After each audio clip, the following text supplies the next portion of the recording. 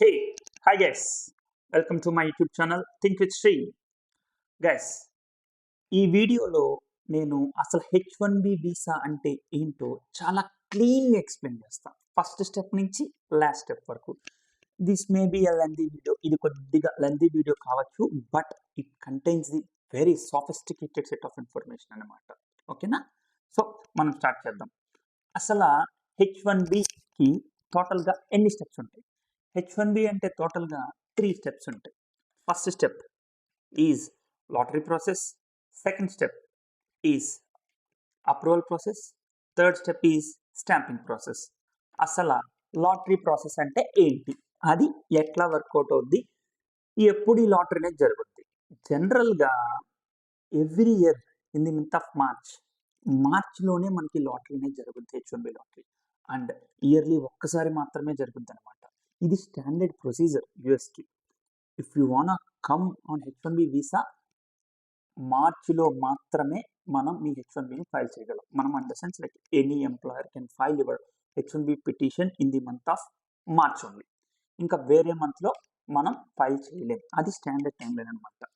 అయితే ఇక్కడ టోటల్గా యునైటెడ్ స్టేట్స్ H1B వీసా మీద 85,000 పీపుల్ని అలౌ చేస్తుంది స్టేట్స్కి.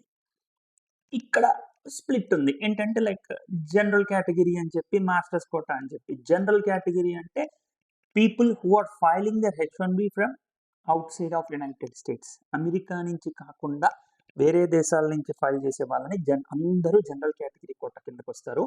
ఆ జనరల్ కేటగిరీ కౌంట్ వచ్చేసి 65,000 అనమాట. అండ్ మాస్టర్స్ కోటాలో ఉండేది 20,000. సో 20 + 65,000 ఈజ్ 85,000 హెడ్ కౌంట్ అనమాట H1Bకి. అయితే ఈ లాటరీ ప్రాసెస్ అనేది ఎవ్రీ ఇయర్ మార్చిలో జరుగుద్దని చెప్పారు కాబట్టి, అయితే మార్చ్ ఫస్ట్ వీక్లో లేదంటే సెకండ్ వీక్లో స్టార్ట్ అవుద్ది. బట్ ఎండ్ ఆఫ్ ది మార్చ్కి మనకి రిజల్ట్స్ వచ్చేస్తాయి. అంటే ఎవరు పిక్ అయ్యారు, ఎవరు పిక్ అవ్వలేదు, ఈ రిజల్ట్స్ అనేది మనకి మార్చ్ ఎండ్లో తెలిసిపోద్ది అనమాట. దీనికి లిమిట్ అనేది ఏమి ఉండదు. లైక్ లాస్ట్ ఇయర్ మనకి అరౌండ్ లైక్ 7 lakh అప్లికేషన్స్ వచ్చినాయి. And last year we got around like 4 lakh applications వచ్చినాయి. లైక్ ఎవరైనా సరే దీనికి ఎలిజిబిలిటీ ఉన్న ఎవరైనా అప్లై చేయొచ్చు. With the you need a sponsorship అంతే. Like you need to find an employer who can sponsor your visa. అది మెయిన్ థింగ్ అనమాట ఇక్కడ. అయితే ఈ లాటరీ ఎలా జరుగుద్ది అంటే, ఫస్ట్ ఆ 20,000 వీసాస్ పిక్ చేస్తారు మాస్టర్స్ కోటాలో ఉన్న వాళ్ళకి. అంటే యుఎస్లో మాస్టర్స్ చేసి H1 కావాలి అనుకుని ఫైల్ అప్లై చేసిన వాళ్ళు ఉంటారు చూసారా, ఆ లిస్ట్లో నుంచి ఒక 20,000 వీసాస్ని పిక్ చేస్తారు. పిక్ చేసిన తర్వాత అందులో మిగిలిన ఈ మాస్టర్స్ స్టూడెంట్స్ ఎవరైతే ఉంటారో వాళ్ళని తీసుకొచ్చి జనరల్ కేటగిరీలో కలిపేసి ఆ మొత్తం మీద మళ్ళీ 65,000 సెలక్షన్స్ అనేది చేస్తారు.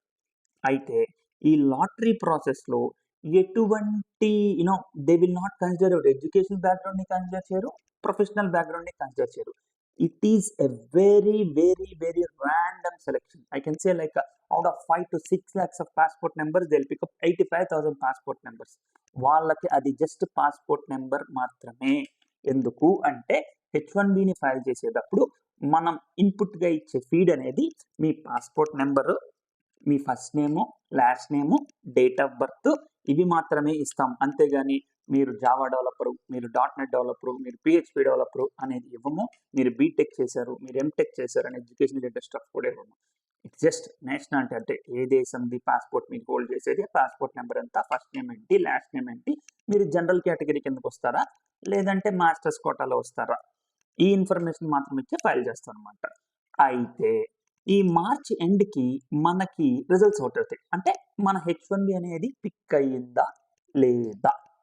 ఒకవేళ ఇఫ్ మన H1B పిక్ అయింది, నెక్స్ట్ స్టెప్ ఏంటి అంటే H1B లాటరీలో యాజ్ ఎ సెడ్ 3 క్రూషియల్ స్టెప్స్లో ఫస్ట్ స్టెప్ సక్సెస్ఫుల్గా కంప్లీట్ అయినట్టు లాటరీలో పిక్ అవడం అంటే, because it's purely based on the luck.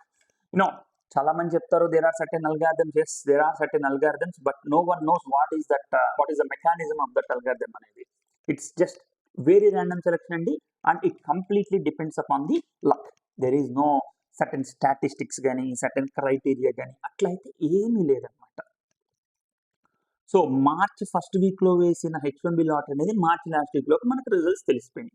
ఆ తర్వాత ఏప్రిల్, మే అండ్ జూన్ ఈ 3 మంత్స్ మనకు టైం ఉంటుంది. అంటే జూన్ 30th అనేది డెడ్ లైన్ అనమాట. దేనికి? మన నెక్స్ట్ స్టెప్ అప్రూవల్ ప్రాసెస్. అంటే this is the crucial step అనమాట. ఈ అప్రూవల్ ప్రాసెస్ అనేది మనం స్టార్ట్ చేయాలి ఇమీడియట్గా, ఒకవేళ మన H1B లాటరీలో పిక్ అయితే నేను చెప్పినట్టుగా as I told you earlier, in lottery process they are not considering your educational background and professional background, అవునా? But for this approval process, they need to approve your visa by looking at your documents. What sort of documents? There are two different sort of documentations. One, education documentation. Two, professional documentation. Education documentation అంటే మీరు India నుంచి అయితే కనుక 10th, intermediate, bachelors, if you have master degree masters కూడా, semester wise transcripts, original degree, what not everything మీరు ప్రతి document submit చేయాలి education related. And when it comes to professional documentation you may need to submit all, like మీరు ఒక 3 companies change అయితే 3 కంపెనీస్వి, 1 కంపెనీలో ఉంటే 1 కంపెనీవి, ఒకవేళ 10 కంపెనీస్ చేంజ్ ఉంటే 10 కంపెనీస్వి. It depends upon your experience. You may need to share offer letter, relieving letter, form 16, last 6 months of pay slips. ఈ అన్ని డాక్యుమెంట్స్ సబ్మిట్ చేయాలి. And the most important document is your passport obviously. But పాస్పోర్ట్కి validity ఉండాలండి. Like ఒక 10 daysలో expire అయిపోద్ది, 5 daysలో expire అయిపోద్ది, లేదంటే 1 monthలో ఎక్స్పైర్ అయిపోద్ది. No, those passports won't work. And ఇంకొకటి, ఒకవేళ ఇక్కడ ఒక చిన్న టిప్ ఏంటంటే, చాలా మందికి ఉండే డౌట్ ఇది, H1B లాటరీలో ఫైల్ చేసేటప్పుడు ఉన్న పాస్పోర్ట్కి అప్రూవల్ ప్రాసెస్లో ఉండే పాస్పోర్ట్ వేరీ అవ్వచ్చా? లైక్ అంటే మీరు మీ పాస్పోర్ట్ అనేది జూన్కి ఎక్స్పైర్ అయిపోతుంది, ఆ పాస్పోర్ట్ నెంబర్ యూస్ చేసి H1B ఫైల్ చేశారు, అప్రూవల్ ప్రాసెస్ జూన్ 30th తర్వాత మీరు కొత్త passport number, but doesn't matter. ఎందుకంటే మీరు ఎన్నిసార్లు కొత్త పాస్పోర్ట్ అప్లై చేసినా ఆ కొత్త పాస్పోర్ట్ మీద పాత పాస్పోర్ట్ నెంబర్ ఉంటుంది. బట్ మీరు ఎప్పుడైనా సరే ట్రావెల్ చేసేటప్పుడు 2 పాస్పోర్ట్స్ క్యారీ చేయడం అనేది సజెస్టబుల్ అనమాట. So no need to bother about new passport అనమాట. అయితే ఈ education documentation, on top of it professional documentation, top of it passport, ఇవన్నీ సబ్మిట్ చేయాలి మనం జూన్ 30 లోపల. ఇక్కడ ఒకటి ఏంటంటే, ఒక ఇంపార్టెంట్ డాక్యుమెంట్ ఉంటుంది చాలా మందికి, లైక్ ఎలా వ్యాలిడేట్ చేసుకోవాలి నా H1 పిక్ అయిందా పిక్ అవ్వలేదా అని చెప్పి. సో దానికి ఒక డాక్యుమెంట్ ఉంటుంది, అదే రిసీప్ట్ అంటారు, I-797C, which is the selection notice అనమాట. మీరు గనక పిక్ అయితే I-797C నోటీస్ అనేది మీ ఎంప్లాయర్కి వెళ్తుంది. If you ask your employer please share my notice of selection, so that they will share అనమాట. అయితే ఆ నోటీస్లో మీ పేరు, date of birth, me employer name అన్ని మెన్షన్ చేసి ఉంటాయి అనమాట. That is a proof that your H1B got picked up in the lottery అనమాట. అయితే ఈ అప్రూవల్ ప్రాసెస్కి ఈ డాక్యుమెంటేషన్ అంతా పంపిన తర్వాత జనరల్గా టైం లైన్ 2 to 8 months అంటారు. But I can say most probably most of the cases will get approved by September కానీ అక్టోబర్ కానీ, like end of October or first week of నవంబర్కి చాలా కేసెస్ అప్రూవ్ అయిపోతాయి. బట్ టైం లైన్ అనేది మాత్రం 2 to 8 months అనేది చెప్తారనమాట. And moreover less there is no statistics అండి, లైక్ నా అప్లికేషన్ ఆగస్ట్లో అప్రూవ్ అయింది, మీరు కూడా ఆగస్ట్లో అప్రూవ్ అవుద్ది అంటే no. He may get an approval in the month of November, one other guy may get an approval in the month of October. It purely depends and it completely varies. There is no certain statistic or there is no certain criteria అనమాట. ఓకేనా? అయితే మనకు approval వచ్చిన తర్వాత మనకి H1B select అయితే I-797C selection notice ఎట్లాగైతే వచ్చిందో, అప్రూవ్ అయిన తర్వాత I-797B అని చెప్పి అప్రూవల్ నోటీస్ వచ్చింది. I-797B అంటే ఏంటంటే మీ H1B వీసా అనేది అప్రూవ్ అయ్యింది. ఒకవేళ మీరు అవుట్ ఆఫ్ యునైటెడ్ స్టేట్స్ నుంచి కనుక H1 అప్లై చేస్తే మీకు వచ్చే డాక్యుమెంట్ I-797B. ఒకవేళ మీరు మాస్టర్స్ కోటాలో కానీ ఇక్కడ యునైటెడ్ స్టేట్స్ నుంచి కనుక అప్లై చేస్తే మీకు వచ్చే డాక్యుమెంట్ పేరు I-797A. ఈ డాక్యుమెంట్ అనేది మీకు మీ ఎంప్లాయర్ షేర్ చేస్తాడనమాట. So on the basis of this document, ఈ డాక్యుమెంట్ని బేస్ చేసుకొని మనం థర్డ్ స్టెప్కి వెళ్ళాలి. అయితే ఇక్కడ ఈ అప్రూవల్ ప్రాసెస్ అనే దాంట్లో కొన్ని ప్రాబ్లమ్స్ ఉంటాయి. ఫస్ట్ థింగ్ అనేది ఏంటంటే RFP అంటే రిక్వెస్ట్ ఫర్ ఎవిడెన్స్. అంటే యుఎస్ఐసిఎస్ వాళ్ళకి మీరు సబ్మిట్ చేసిన డాక్యుమెంటేషన్ అనేది సరిపోలేదు, ఆర్ మీరు సబ్మిట్ చేసిన డాక్యుమెంటేషన్ ఇంకా అడిషనల్ డాక్యుమెంటేషన్ కావాలి అంటే లైక్ లెట్ అస్ సే కొన్నిసార్లు మీ ఎడ్యుకేషన్ క్వాలిఫికేషన్ మీద ఆర్ఎఫ్ఐ పడవచ్చు. స్టడింగ్ దాట్ లైక్ మీరు కనుక ఏరోనాటికల్ ఇంజనీరో, మెకానికల్ ఇంజనీరో, లైక్ సివిల్ ఇంజనీరో, but your applying for a job programming వరల్డ్లో జాబ్కి అప్లై చేస్తుంటే we may need to submit an education evaluation report అండి. Like education evaluation is nothing but అక్కడ ఇండియన్ ఎడ్యుకేషన్ అనేది ఇక్కడ యుఎస్ లోకి రావటాక ఆ ఫారెన్ వర్కర్ యొక్క ఎడ్యుకేషన్ ఇక్కడ ఎడ్యుకేషన్తో ఎలా మ్యాచ్ అవుద్ది అని చెప్పి కొన్ని క్రెడెన్షియల్స్ ఒక ఎక్స్పర్ట్ తన యొక్క లైక్ థియరీ రాసి ఆ రిపోర్ట్ అనేది మనం సబ్మిట్ చేయాలి అసలు అయితే. అండ్ కొన్నిసార్లు రోల్స్ అండ్ రెస్పాన్సిబిలిటీస్ మీద పడుద్ది, ఇట్ డిపెండ్స్ అనమాట. కొన్నిసార్లు మన స్పెషాలిటీ ఆక్యుపేషన్ మీద పడుద్ది. There are almost I cannot say the exact number, there are many RFEs అనమాట. ఆర్ఎఫ్ఈలు చాలా పడతా ఉంటాయి అనమాట. దానికి అగైన్ మీ ఎంప్లాయర్ వాళ్ళ అటార్నీతో వర్క్ చేసి మీ ఆర్ఎఫ్ఈని రిజాల్వ్ చేయడానికి ట్రై చేస్తారు. అయితే ఈ ఆర్ఎఫ్ఈ రిజాల్వ్ అవటానికి టైం లైన్ ఎంత అంటే there is no certain thing. కొంతమందికి 15 daysలో మన డాక్యుమెంట్ సబ్మిట్ చేసిన తర్వాత అప్రూవల్ అవుతుంది, కొంతమందికి 7 months, 8 months, కొంతమందికి 1 year, 1.5 year అలా పట్టిన వాళ్ళు కూడా ఉన్నారు. అగైన్ ఇక్కడ కూడా ఏంటంటే దెర్ ఈజ్ నో సర్టెన్ స్టాటిస్టికల్గా మనకి ఏదీ లేదు, బట్ ఆర్ఎఫ్ఈ అనేది రిజాల్వ్ అవుతుంది. సెకండ్, ఇక్కడ ఒక ట్విస్ట్ ఉంది. ఇది ఈ ఆర్ఎఫ్ఈ అనేది జనరల్గా చాలా మందికి పడుద్ది, but there are few scenarios there is a chance for double RFE. అంటే మీకు పడిన ఆర్ఎఫ్ఈ రిజాల్వ్ అయిన తర్వాత కూడా ఇంకొక ఆర్ఎఫ్ఈ పడచ్చు, అది కూడా రిజాల్వ్ చేసుకోవచ్చు. అగైన్ ప్రాబ్లం ఏం లేదు. ఆర్ఎఫ్ఈ ఏది పడినా if you just start discussing with your employer and మీ ఎంప్లాయర్ మీ అటార్నీతో వర్క్ చేసి దాన్ని రిజాల్వ్ చేస్తాడనమాట. ఇది first problem. Second, flat denial. మీ అప్లికేషన్ అనేది డినై చేసేయచ్చు flat, like stating that there might be certain reason like your roles and responsibilities are mismatching or something. Like మీ ఎంప్లాయర్ మీద పడచ్చు, మీ మీద పడచ్చు, మీ ఎడ్యుకేషన్ మీద పడచ్చు, మీ రోల్స్ అండ్ రెస్పాన్సిబిలిటీస్ మీద పడచ్చు, మీరు ఇచ్చిన డాక్యుమెంటేషన్ ఏదైనా కావచ్చు. మొత్తానికి సంహౌ ఆ ఈక్వేషన్ సాటిస్ఫై అయిపోతే మీ అప్లికేషన్ అనేది ఫ్లాట్గా డినై అయిపోవచ్చు. డినై అయిపోతే పరిస్థితి first scenario we're done. Done అంటే ఇంకా అప్లికేషన్ అనేది ముందుకు వెళ్ళదు, ఇట్స్ డన్. సెకండ్ థింగ్, ఒకవేళ మీ ఎంప్లాయర్తో మీరు మాట్లాడుకొని ఫైట్ చేయొచ్చు యూఎస్ఐసిఎస్. ఎట్లా అంటే motion to reopen. You need to start arguing with them. అంటే డిస్కషన్, ఆర్గ్యూయింగ్ అనేది చెప్పలేంలే కానీ లైక్ మోషన్ టు రీఓపెన్. మళ్ళీ ఆ కేసుని మనం రీఓపెన్ చేసి మీకు ఏ డాక్యుమెంటేషన్ కావాలో చెప్పండి, మేము మళ్ళీ ఆ డాక్యుమెంటేషన్ ప్రొవైడ్ చేస్తామని చెప్పి వాళ్ళతో ఫైట్ చేసి అప్రూవల్ తెచ్చుకోవచ్చు. That is a second chance. అలా కూడా ఉంది ఛాన్స్ మనకి. So there are only 2 problems అండి. అయితే ఆర్ఎఫ్ఈ పడుద్ది లేకపోతే డినై ఉంది. డినై అయితే కనుక మోషన్ టు రీఓపెన్, ఆర్ఎఫ్ఈ అయితే కనుక రిక్వెస్ట్ చేసిన డాక్యుమెంటేషన్ ని సబ్మిట్ చేయడం. అయితే ఆర్ఎఫ్ఈకి టైం లైన్ ఉంటుంది, ఇది మనం గుర్తుంచుకోవాలి. ఆ టైం లైన్ లోపల రెస్పాండ్ అవ్వకపోతే డినై అవుతుంది. ఆ టైం లైన్ లోపల పక్కాగా రెస్పాండ్ అవ్వాలి. That's the most important thing అనమాట. ఒకవేళ అప్రూవ్ అయిన తర్వాత ఇఫ్ ఎవ్రీథింగ్ గోస్ వెల్, నేను చెప్పినట్టుగా I-797B. సో ఇప్పటికి మీకు 2 డాక్యుమెంట్స్ వచ్చినాయి.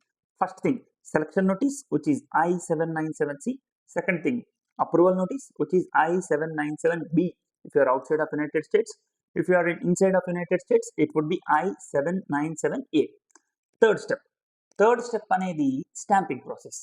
అయితే ఈ స్టాంపింగ్ ప్రాసెస్కి ఫస్ట్ మనం DS-160 ఫిల్ చేయాలన్నమాట.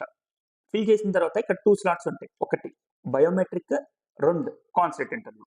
ఈ కాన్సులేట్ ఇంటర్వ్యూకి వెళ్ళేటప్పుడు మోస్ట్ ఇంపార్టెంట్ థింగ్ ఏంటంటే సెట్ ఆఫ్ డాక్యుమెంటేషన్స్ తీసుకెళ్ళాలి. లైక్ మీ ఎంప్లాయర్ మీకు బంచ్ ఆఫ్ డాక్యుమెంటేషన్ ఇస్తాడు, బట్ పక్కాగా తీసుకెళ్లాల్సిన అయితే మాత్రం మీ ఎడ్యుకేషన్ డాక్యుమెంటేషన్ మొత్తం తీసుకెళ్ళాలి, మీ ప్రొఫెషనల్ డాక్యుమెంటేషన్ మొత్తం తీసుకెళ్ళాలి, మీ వ్యాలిడ్ పాస్పోర్ట్ అంటే ఎక్స్పైర్ అయిపోయిన పాస్పోర్ట్ అంటే పాత పాస్పోర్ట్ కూడా పక్కా తీసుకెళ్ళాలి, అండ్ కొత్త పాస్పోర్ట్ వ్యాలిడ్ పాస్పోర్ట్ అనేది పక్కా తీసుకెళ్ళాలి.